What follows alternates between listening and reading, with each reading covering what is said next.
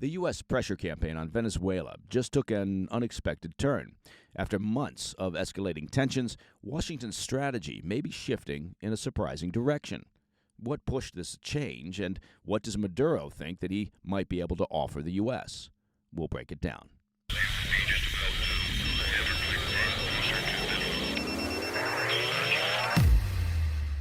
A major development in the standoff between Washington and Caracas. President Trump is now signaling that he's ready to speak directly with Venezuelan leader Nicolás Maduro. That's a notable shift in tone, considering that the administration just formally designated Maduro as the head of a terrorist organization tied to drug-running networks. And behind the scenes, U.S. officials are now openly acknowledging that while military options remain on the table, diplomacy appears to be taking the lead, at least for the moment. According to senior officials who spoke with Axios, the president has told his advisors he intends to make direct contact with Maduro. That alone is a remarkable reversal, possibly almost even surreal. As we've been tracking here on the PDB, the White House has spent months now authorizing targeted maritime strikes against Venezuelan vessels believed to be involved in narcotics trafficking. Those operations have rattled the Venezuelan government, tightened Maduro's circle of loyalists, and sparked fresh fears of a broader confrontation in the Caribbean. And yet, here we are, with the president now expressing willingness to talk. When asked about the possibility of the U.S. attempting to snatch or assassinate Maduro, one White House official told Axios, quote, "Nobody is planning to go in and shoot him or snatch him at this point.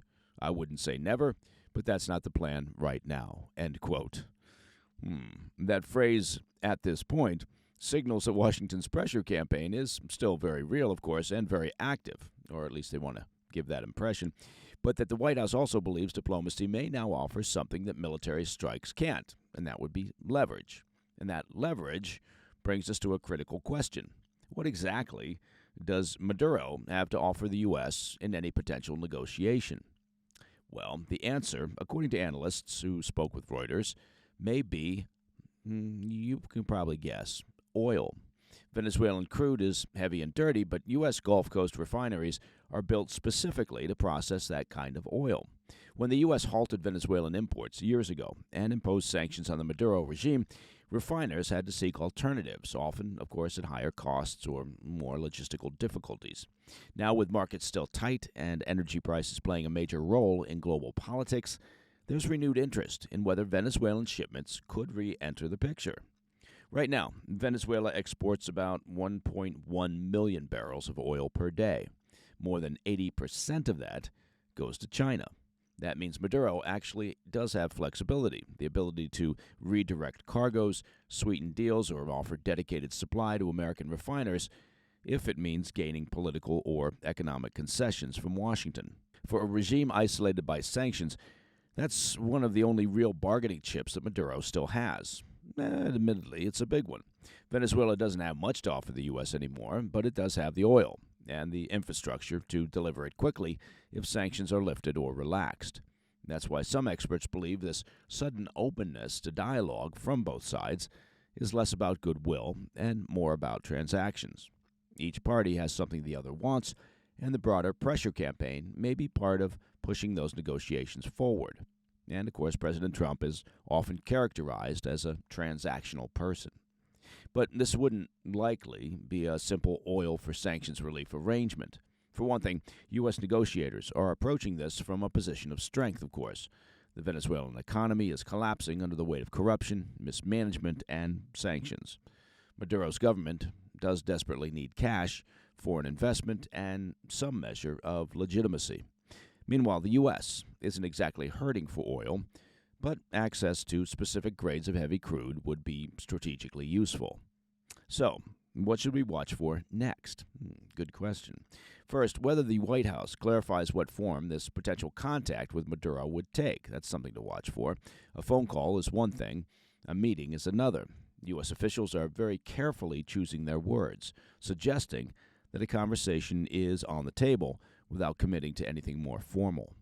Second, whether Maduro publicly signals a willingness to make concessions, particularly around oil exports, production targets, or the role of American energy companies in Venezuela. If he does, That's a sign the regime is preparing for a real negotiation rather than a symbolic exchange. And finally, whether the U.S. shows or recalibrates its maritime operations in the Caribbean. If those strikes continue at the same intensity, it tells us Washington believes pressure remains the most effective tactic. If the tempo slows, well, it may signal that diplomatic groundwork is being laid quietly behind the scenes. All right, coming up after the break, Xi Jinping personally phones President Trump in a rare diplomatic move, and Russia looks ready to reject the latest U.S.-Ukraine peace plan. I'll be right back. Hey, Mike Baker here, PDB host and well-known snack expert. Now, let me ask you a question. Have you ever read the label on a typical bag of chips, right? Give it a go. See what you see. Well, I'll tell you what you'll see. It's a science experiment of seed oils and MSG and artificial dyes and mystery ingredients. Now, I'll tell you about a different kind of company. Masa, M-A-S-A, Masa. They're redefining snacking with real food. Their chips have 3 ingredients. That's it, 3 ingredients. Organic corn, sea salt, and 100% grass-fed beef tallow. Masa chips leave you satisfied and energized without that crash or bloat or sluggishness. And you may ask, Mike, which are your favorite Masa chips? Well, I'm glad you did ask. It's hard to choose, to tell you the truth, from all the great tastes. You've got original, you got white, you got blue, you got lime, you got cobanero, you got churro. I'd have to go with lime, I think. And if you love Masa, then you'll love Vandy Crisps, because Vandy is Masa's sister company, and they make the most excellent and delicious 3-ingredient, again, just 3-ingredient potato chips you'll ever taste. The flavor choices are amazing. You've got original, French onion, herbe de Provence, listen to my French accent, and smokehouse barbecue. Ready to give Masa or Vandy a try? Well, you should be. Use code PDB for 25% off your first order at masachips.com or vandycrisps.com. Or simply click the link in the video description or scan the QR code to claim their delicious offer. Don't feel like ordering online? No worries. Masa and Vandy are now available nationwide at your local Sprouts supermarket. Stop by and pick up a couple of bags before they're gone. Welcome back to the PDB. For the first time in years, Beijing was the one picking up the phone and calling the White House.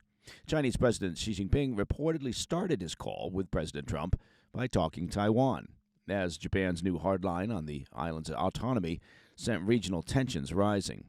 But sources close to the conversation say Trump wanted the conversation to be focused on Ukraine. Now, it's rare for those two issues to collide in a single conversation, and even rarer for Beijing to take the initiative to reach out at this level, which is why the call, of course, immediately drew Washington's notice. Privately, sources say the call did begin on the topic of Taiwan, at Xi's insistence, before shifting toward Ukraine once Trump redirected the discussion, a sequence that Beijing worked aggressively to spin once the call became public. According to those familiar with the exchange, Xi didn't waste time getting to his point. He went straight into the familiar historical argument about Taiwan, referencing post-war agreements, the U.S. and China's World War II partnership, and the idea that both countries should protect the so-called, quote, gains of that era.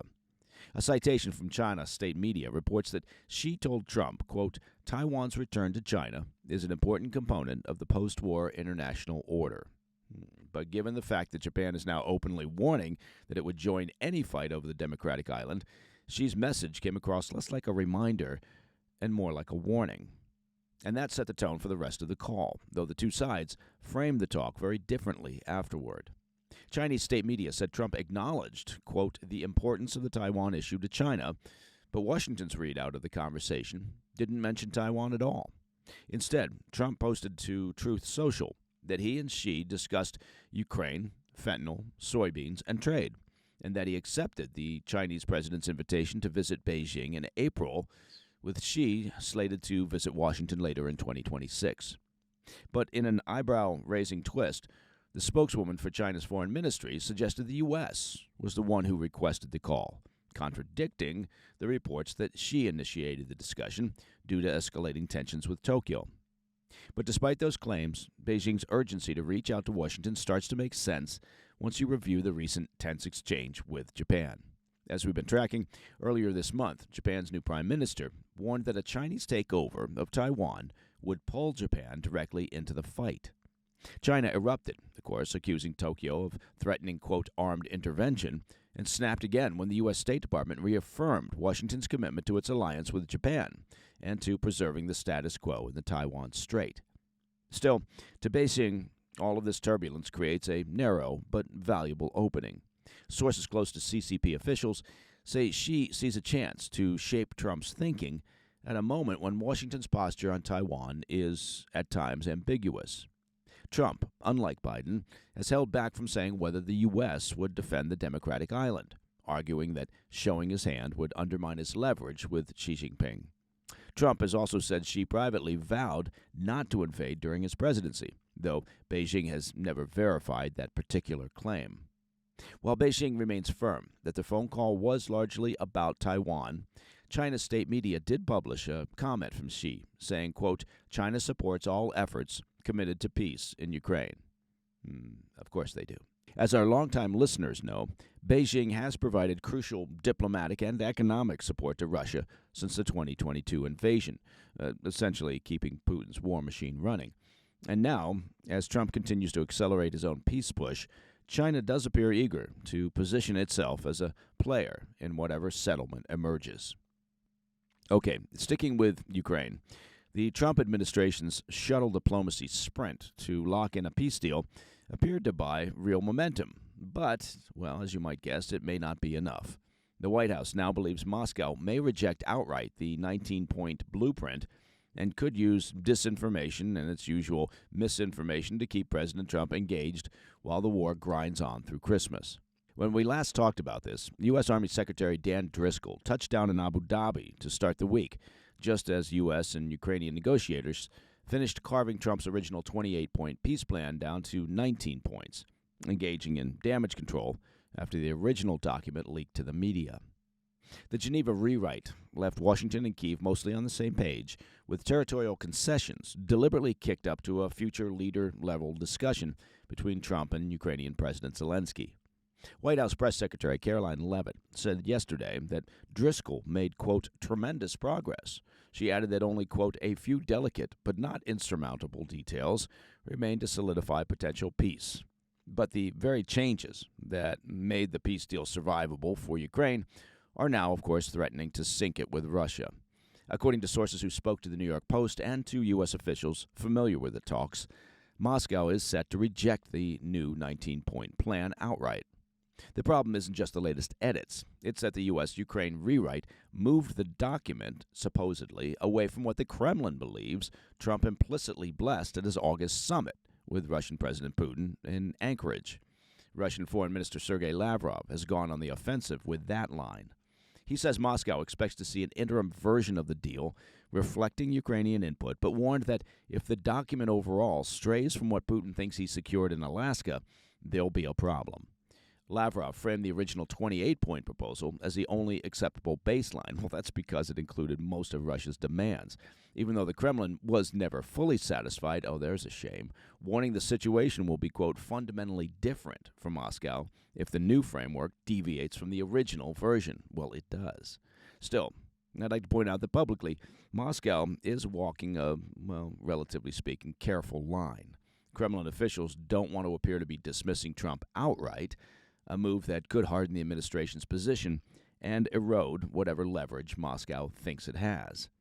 Analysts following the latest rumblings out of Moscow told the New York Post that Russia may instead fall back on familiar disinformation tactics, such as issuing ambiguous statements, signaling openness to future talks, or signing documents that look constructive while ultimately refusing to implement any ceasefire terms.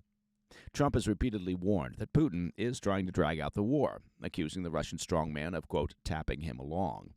A senior administration official says the White House is determined not to let Moscow run out the diplomatic clock, particularly with a narrow window for Trump and Zelensky to finalize a deal if the Ukrainian president does visit Washington in the coming days. From Kyiv's perspective, however, the 19-point framework still looks like something Moscow will never sign. American officials working on the deal are increasingly concerned about leaks to the media, which means the public remains in the dark on the verified picture of all the points, though we do know it bears little resemblance to the original. Even so, the Kremlin has made no secret of its expectation of concessions far beyond anything Washington or Kyiv are willing to offer. Putin has long insisted that Ukraine's NATO aspirations were among the so-called, quote, root causes of his 2022 invasion, a position he shows no signs of backing away from. For the Trump administration, the burst of shuttle diplomacy was meant to convert a fragile moment into a breakthrough for peace. But White House officials and analysts acknowledge the risk that the effort could collapse, just as so many others have, if Russia decides it has more to gain by stalling than by negotiating in good faith. Not that Putin has ever negotiated in good faith. All right, coming up in the back of the brief, Romania scrambles jets after the deepest Russian drone intrusion yet into NATO airspace.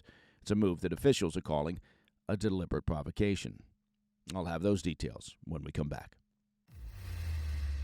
Hey, Mike Baker here. Now, I suspect that you know this, but Black Friday is almost here. It's right around the corner. And you've probably asked yourself, do doctors have Black Friday sales? Well, that's a good question. The answer is the doctors at Brickhouse Nutrition do. And they just announced their Black Friday 30% off sale. It's the biggest sale of the year. The most impressive health and nutrition products in the industry are now 30% off. Like, as an example, Lean, L-E-A-N. It's the doctor-formulated weight loss supplement for people who want to lose meaningful weight without injections. And you can get 30% off creatine. That's creatine designed just for women to help you look leaner, in shape, and toned without extra dieting or exercise. You can even get 30% off Field of Greens, and this stuff is terrific. You got to try it. It's the only superfruit and vegetable drink shown in a university study to actually slow aging. And only Field of Greens promises better health results that your doctor will notice. Every Brickhouse product, from better sleep to superior collagen, is now 30% off. But hurry, because these Black Friday deals go fast. Visit BrickHouseSale.com and save 30%. That's BrickHouseSale.com. One more time? Okay, BrickHouseSale.com. In today's back of the brief, Romania and Moldova reported new drone incursions on Tuesday as Russia launched a major missile and drone attack against Ukraine, once again raising alarms about NATO's eastern flank. Romania's defense ministry says 2 Russian-made drones crossed directly into NATO territory early Tuesday morning, triggering immediate air defense alerts and prompting NATO to place forces stationed in neighboring Poland and Bulgaria on high alert. The breach happened near Romania's Danube border with southern Ukraine, the same region where debris and errant drones have landed repeatedly since the war began. But this time, Bucharest says the UAVs didn't just slip the frontier, one penetrated deeper into Romanian airspace than ever before. 2 Eurofighters from a German air policing mission in Romania were initially scrambled to track the first drone, which flew over a county near Ukraine's southern border, before crossing back into Ukrainian airspace. Romanian officials later deployed 2 F-16 fighter jets and activated ground-based air defenses after the Army detected a second airspace breach near the border county of Galati. Romania's defense minister said the fighter jets nearly shot down the drone, but held off over concerns about falling debris causing damage to civilian areas. Radar contact was eventually lost, but a Russian drone without an explosive device was later found more than 150 miles from the Ukrainian border, making it the deepest verified intrusion into NATO airspace since the war began. Leaders in Bucharest condemned the incursions, which marked the 13th breach of Romanian airspace since the war began, calling it another major Russian provocation. The incident comes less than a week after a Russian drone flew roughly 5 miles inside Romania before radar contact was lost, also during a major bombardment of Ukraine by Moscow.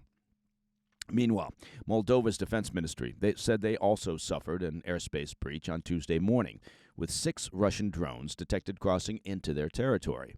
One of the drones, sporting a spray-painted Z symbol, frequently used by the Russian military, fell on a guards building in a border area near Ukraine, but did not explode. Now, while NATO has dealt with a pattern of spillovers since 2022, the increasing frequency of these incidents is forcing NATO to reassess the Kremlin's broader intentions and has heightened fears that the war could soon spill into the alliance's eastern territories. The incursions appear geared towards testing the response times of NATO aircraft and overall capabilities of Western air defenses, while leaving enough strategic ambiguity to avoid triggering retaliation. These latest drone incursions came as Russian forces pounded Kyiv and other regions with another massive missile and drone attack. A total of 22 missiles and 464 drones were fired during the bombardment on Ukrainian energy infrastructure, killing 7 people and wounding 21 in Kyiv, while knocking out electricity and heating systems across the capital. While this shouldn't come as a surprise, the latest aerial attack coincides with the renewed push by the Trump administration to broker a peace deal to end the war. The demonstration from Moscow is likely meant to illustrate the consequences for Ukraine if the Putin regime doesn't get their way in the current negotiations. And that, my friends, is the President's Daily Brief for Wednesday, the 26th of November. If you have any questions or comments, please reach out to me at pdb@thefirsttv.com. And if you'd like to listen to the show ad-free, well, you can do that, and you can do it very simply. Just consider becoming a premium member. Visit pdbpremium.com. It's that simple. I'm Mike Baker, and I'll be back later today with the PDB Afternoon Bulletin. Until then, stay informed, stay safe, stay cool. Hey, it's Mike Baker here with a message from our good friends over at Birch Gold Group. Now, it is that time of year. You say, what time of year is that, Mike? Well, it's that one time of year that Birch Gold Group gives away free gold with every qualifying purchase. That's right, for Black Friday, when you convert an existing IRA or a 401k into a tax-sheltered IRA in gold, Birch Gold will send free gold to your home for every $20,000 purchased. Look, gold started this year around, $2,600 an ounce? And by October, it was over $4,000 an ounce. And you ask yourself, why? Well, the general answer is global uncertainty. 2025 has been defined by trade wars and real wars and just general unease. And central banks are pulling away from the U.S. dollar as the global reserve currency. So the point is, gold thrives in times of uncertainty. If you're looking to diversify your savings, Birch Gold can help. Plus, now through November 30th, get free gold with a qualifying purchase. Just text PDB to 989-898 to claim your eligibility and for a free information kit on gold. But your opportunity for free gold with purchase ends on November 30th. So don't wait. Text PDB to the number 989-898 for all the details. Hey, thanks for tuning in. If you enjoyed this video, don't forget to hit that like button and leave a comment, a really positive, nice, and kind comment. That would be appreciated. And if you're not already subscribed to our channel, make sure to subscribe and turn on notifications so you don't miss any of our daily updates.